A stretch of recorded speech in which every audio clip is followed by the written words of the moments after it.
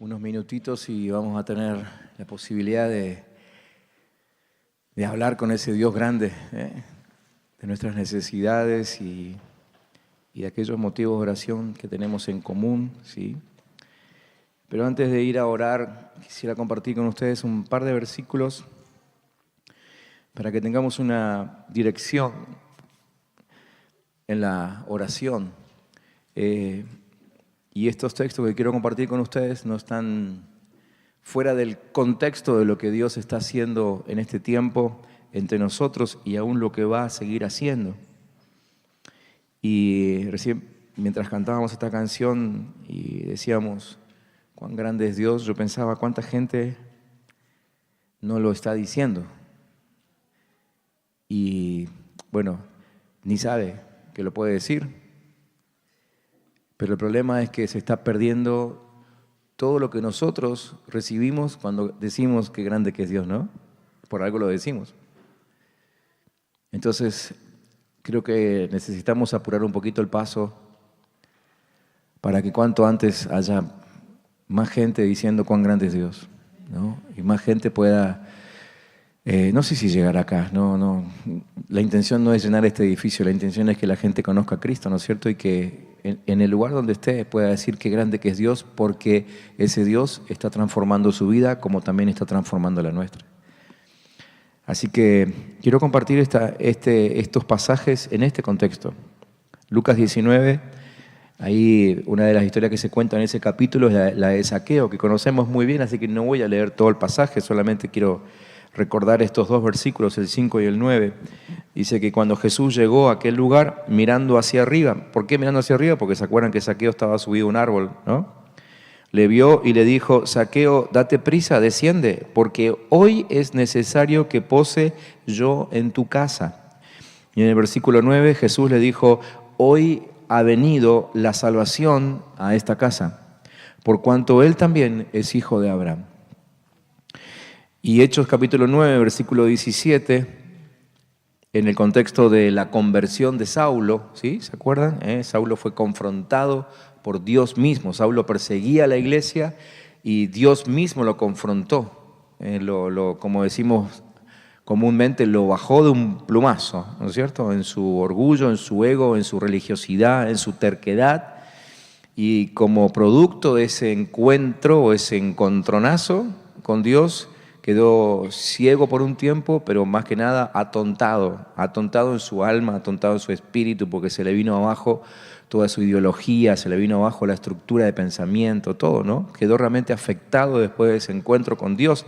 Entonces Dios envía a Ananías a que vaya a visitarlo y haga esto que les voy a leer ahora. Dice que Ananías entró en la casa donde estaba Saulo, ni siquiera era su casa, pero entró en esa casa y poniendo sobre él las manos dijo: hermano Saulo, el Señor Jesús, que se te apareció en el camino por donde venías, me ha enviado para que recibas la vista y seas lleno del Espíritu Santo. Y bueno, y a partir de ahí arranca la historia de ese tan gran apóstol que nosotros ya conocemos, ¿no?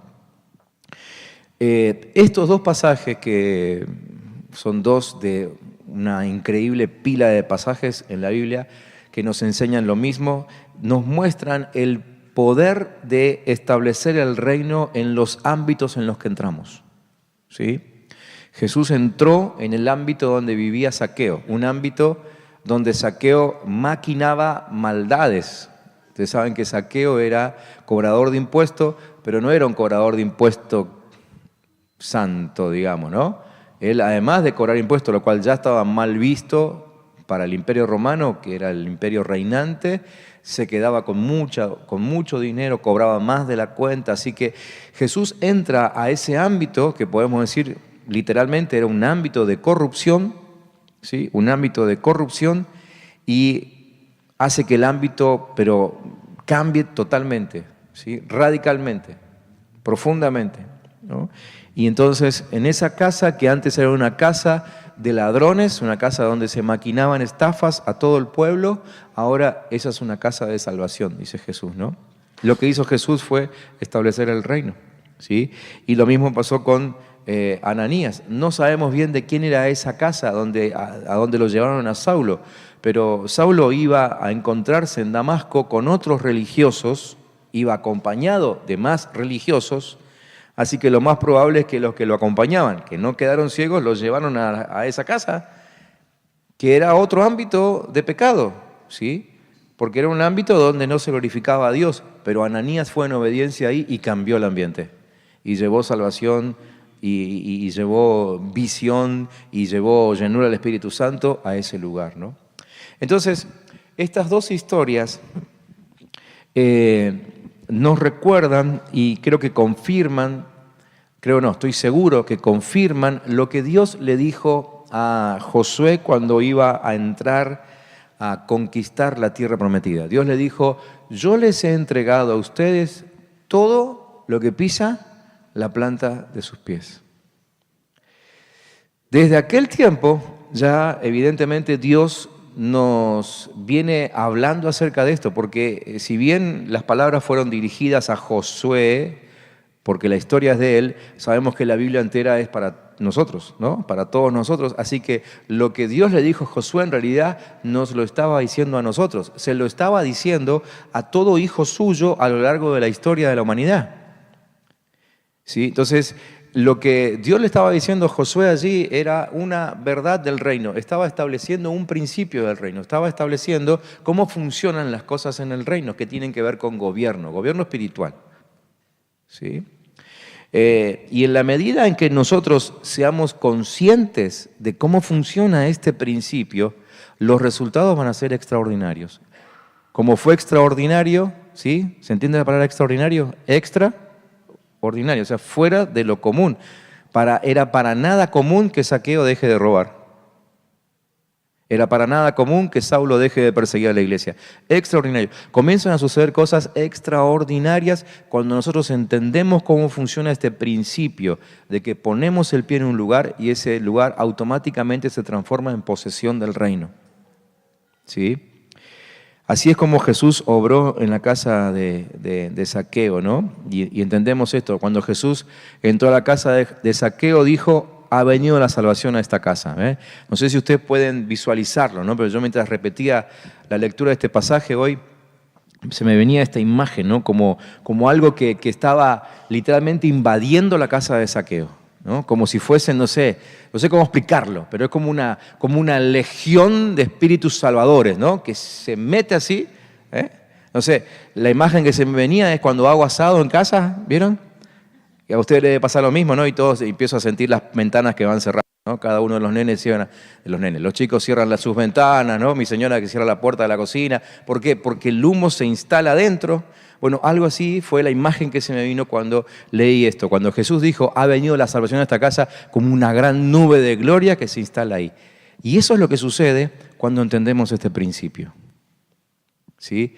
Y está bueno que lo visualicemos porque a veces no somos conscientes. Estamos en lugares complicados, los lugares de trabajo, los lugares de estudio, a veces la casa, a veces el barrio donde vivimos, ¿no? Y uno dice, esto está lleno de maldad, pero este principio, si lo entendemos y lo empezamos a poner en práctica, literalmente sucede esto. Es como una nube de gloria que se instala en el lugar. ¿Lo pueden entender o no? ¿Sí? Así como funciona.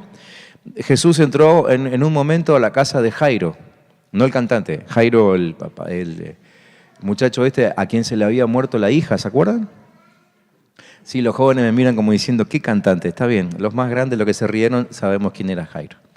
Entró a la casa de este hombre, se le había muerto la hija, y él entró y le dijo esa famosa frase que muchos la repiten sin saber qué significa, Talita Kumi, pero que significa niña, levántate. Ese era un ámbito de muerte, ¿sí? Un ámbito de muerte. Jesús entró a un ámbito de muerte, y no solamente porque había ahí una niña muerta, sino porque literalmente el ambiente se había transformado. Ustedes saben que la costumbre de las lloronas que se paraban en la puerta, ¿no? Las pagaban para que lloren. O sea, era un ámbito terrible, ¿sí? Y Jesús entra ahí y cambia el ambiente, ¿no es cierto? En la casa de María y de Marta, se había muerto Lázaro, el tercer hermano. Y Jesús entra a esa casa, estaban todos tristes, todos compungidos, llorando. Los discípulos tenían una mezcla de llanto con enojo. ¿El enojo por qué? Y porque Jesús tendría que haber llegado 4 días antes. ¿Sí? Era una cosa fea que había en el ambiente de esa casa. Y Jesús dijo, tu hermano va a resucitar. Y cambió el ambiente. ¿Sí? Necesitamos entender este principio en este tiempo tan extraño que estamos viviendo. Y creo que con mayor razón nosotros que estamos empezando a ver, como decía el profeta que predicó el domingo, ¿no? La multiplicación ha empezado. ¿Sí? Y vemos que se está moviendo el Espíritu aquí entre nosotros y que literalmente mucha gente está pasando de muerte a vida y nosotros como que empezamos a animarnos a hacer algunas cosas que antes no hacíamos. Bueno, los jóvenes que están saliendo creo que semanalmente a orar y a predicar por la gente en la calle. ¿Cuál es la idea? Poner en funcionamiento este principio, que todo lo que pise la planta de nuestros pies va a ser del reino. Amén. Así que esta noche vamos a orar en este sentido, con este aliento y con este ánimo en nuestro corazón y en nuestro espíritu. ¿Sí? Vamos a orar, si me ponen los motivos de oración ahí, vamos a orar en primer lugar, vamos a orar intensamente por las personas que están siendo ganadas para Cristo en este tiempo. Hay mucha gente que está conociendo a Cristo y nosotros sabemos que cuando eso sucede el diablo se enoja mucho porque él no se resigna a perder a nadie, no quiere perder a nadie y literalmente los está perdiendo. Cuando el evangelio empieza a llegar a sus corazones el diablo los está perdiendo. Entonces vamos a orar mucho, aunque no los conozcamos, aunque no sepamos los nombres, vamos a orar por aquellos que están conociendo a Cristo en este tiempo. Y si saben el nombre de alguien, métanlo en la oración. Sí, Señor, protege a fulano y protege a mengano. Y si tienen alguno en su grupo de crecimiento que llegó hace poquito, bueno, oren, rodéenlo. ¿Sí? Vamos a rodearlo con intercesión guerrera. ¿Ok? Vamos a orar defendiendo a los recién nacidos. Amén. Y vamos a orar también en segundo lugar, pidiéndole a Dios que nos dé oportunidades para entrar en ambientes y transformarlos. Amén.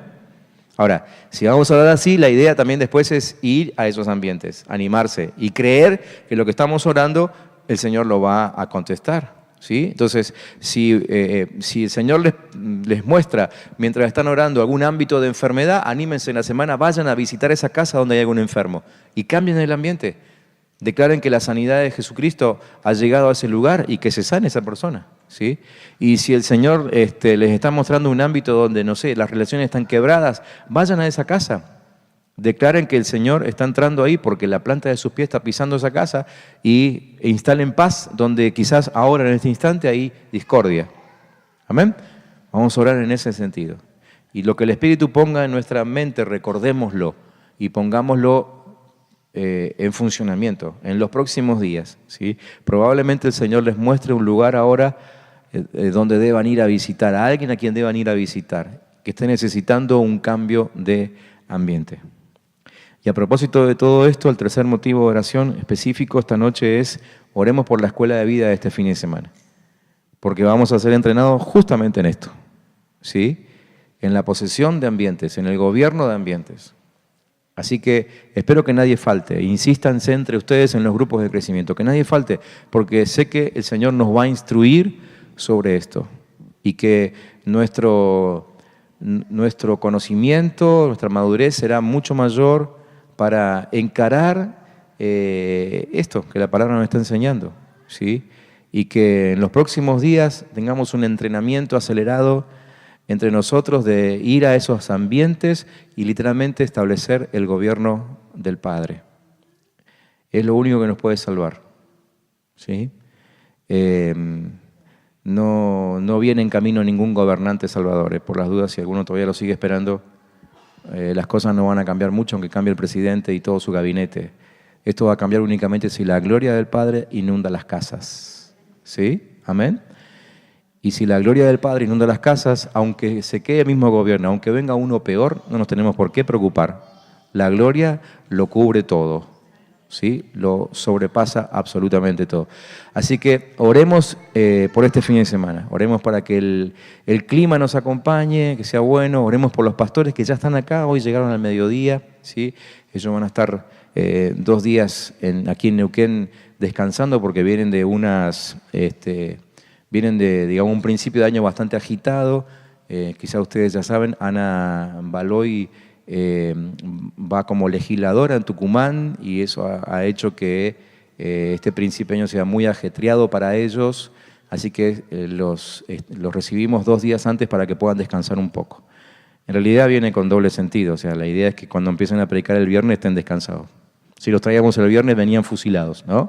Entonces así nos aseguramos de que estén bien fresquitos y con mucha palabra en su corazón para soltar. Pero oremos por ellos ya están acá, vinieron con sus 3 hijos, quisimos honrarlos en ese sentido y que ellos puedan estar en familia, porque cada vez que viajan solos y la verdad que es difícil, no es muy lindo, pero es gente a la cual Dios ha llamado a estar en esos puestos y están pagando un alto precio, ¿sí? Están pagando un alto precio por estar ahí y por llevar el Evangelio de Jesucristo a ámbitos que nosotros, por ejemplo, no hemos llegado todavía, ¿sí?